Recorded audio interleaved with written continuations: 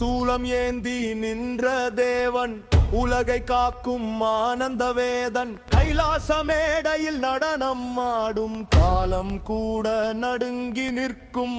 ஆடி ஆடி சிவனாடி அண்டம் முழுதும் அதிரும் கோடி. தீயின் நடனம் தாண்டவ வேகம், தேவன் வருகை பிரளய ஓசை. ஹர ஹர சங்கரா மகாதேவா சிவ சங்கரா. ஓம் நம சிவாய.